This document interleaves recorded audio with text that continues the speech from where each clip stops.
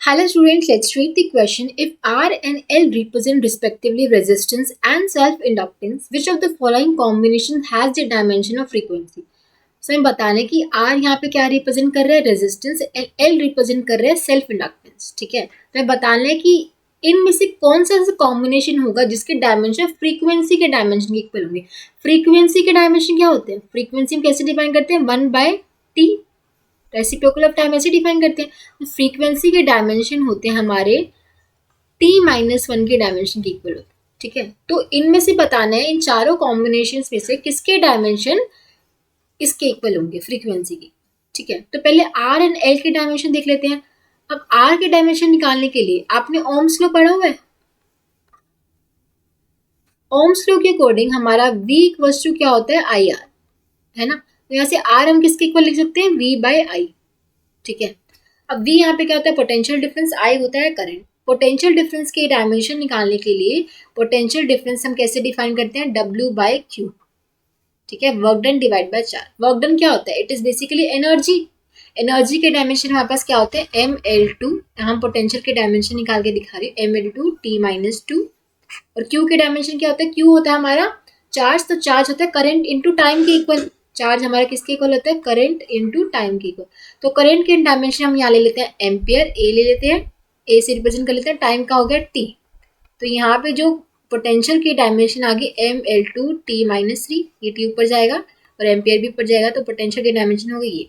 तो जो आर के डायमेंशन आएंगे, आर के डायमेंशन क्या आएंगे, वी की होगी हमारे पास ml2 t-3 a-1. ठीक है, और आई की डायमेंशन क्या होगी, ए से रिप्रेजेंट कर रहे हैं, तो ये हो जाएगा हमारे पास ml2 t-3 a-2. ये हमारे पास आ गए रेजिस्टेंस के डायमेंशन. उसके बाद हम एल सेल्फ इंडक्टेंस के डायमेंशन निकालते हैं.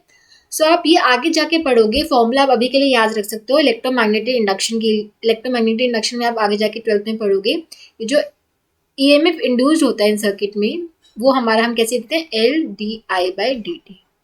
या फिर एल हमारा सेल्फ इंडक्टेंस होता है, किसके इक्वल होता है, मैग्नीट्यूड ले लें सिर्फ यहाँ पे, तो D I by D T. ठीक है, ई होता है हमारा ईएमएफ, या फिर बोले पोटेंशियल ही होता है एक तरह से. और D I by D T क्या है, rate of change of current, change current का चेंज रिस्पेक्ट टू टाइम. ठीक है, तो ई क्या है यहाँ पे, पोटेंशियल ही है. तो ई क्या है, पोटेंशियल. पोटेंशियल क्या डायमेंशन हम यहाँ पे निकाल लिए थे ना, ई क्या है, एक तरह से पोटेंशियल ही है. तो पोटेंशियल के डायमेंशन ये है, तो यहाँ पे पुट करें तो ये क्या होगा, ml2 t-3 a-1 divide by change, rate of change of current. Current के डायमेंशन क्या होता है, ए, और टी के क्या होगा, टाइम. तो यहाँ से क्या आएगा, ml2 t-3 a-1 a t-1, ऐसे लिख सकते हैं. तो ओवरऑल क्या हो जाएगा, ml2, ये t-1 ऊपर जाएगा, तो ये t-2 हो जाएगा, t-t+1 हो जाएगा ना, तो -2, a-1 -2 हो जाएगा. तो ये हमारे पास आ गए एल के. तो एक बार हम क्या कर लेते हैं, आर बाय एल निकाल लेते हैं. ठीक है, आर बाय एल की रेशियो निकाल के देखो, क्योंकि आर बाय एल निकाल लो, एल बाय आर, एक तो कुछ ना कुछ तो निकालना पड़ेगा. हम पहले आर बाय एल निकाल के देख लेते हैं. अब आर बाय एल निकालो, आर के डायमेंशन क्या थे, ml2 t-3 a-2. ठीक है, और एल के डायमेंशन क्या है, ml2 t-2 a-2. ये आए. यहाँ पे आप देख सकते हो m से m कैंसिल हो रहा है, L2 से L2 भी कैंसिल हो रहा है, a-2 से a-2 भी कैंसिल हो रहा है. और t की पावर आप कलेक्ट करो, -t ऊपर है, -2 नीचे है, तो ऊपर जाएगा तो ये +2 हो जाएगा, और हमें क्या मिल जाएगा, t की पावर -1.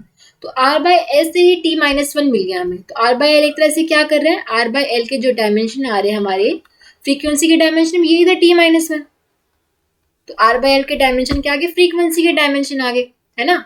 तो पहला ही ऑप्शन हमारा मिल गया कि आर बाय एल हमारे फ्रीक्वेंसी के डायमेंशन के इक्वल होंगे. तो बी तो हमारा करेक्ट नहीं हो सकता कि अगर आर बाय एल फ्रीक्वेंसी के डायमेंशन रिप्रेजेंट करे, अगर इसके t-1 डायमेंशन आए, तो एल बाय आर क्या उल्टा हो जाएगा, तो एल बाय आर के डायमेंशन टी के इक्वल आएंगे, है ना. तो ये तो नहीं हो सकता. अब जब ये आ गया तो ये दोनों तो हो ही नहीं सकते. स्क्वायर रूट करोगे तो फिर स्क्वायर रूट करके क्या हो जाएगा, t-½ हो जाएगा. अब आर बाय एल के t-1 है, तो square root of R by L के t-1/2 हो जाएंगे, और इसके क्या हो जाएंगे, t⁻². तो ये भी नहीं हो सकता. So only option A would be the correct answer, जिसके डायमेंशन हमारे फ्रीक्वेंसी के डायमेंशन के इक्वल होंगे. So option A here correct होगा. आई होप आप सबको समझ आया होगा. Thank you so much.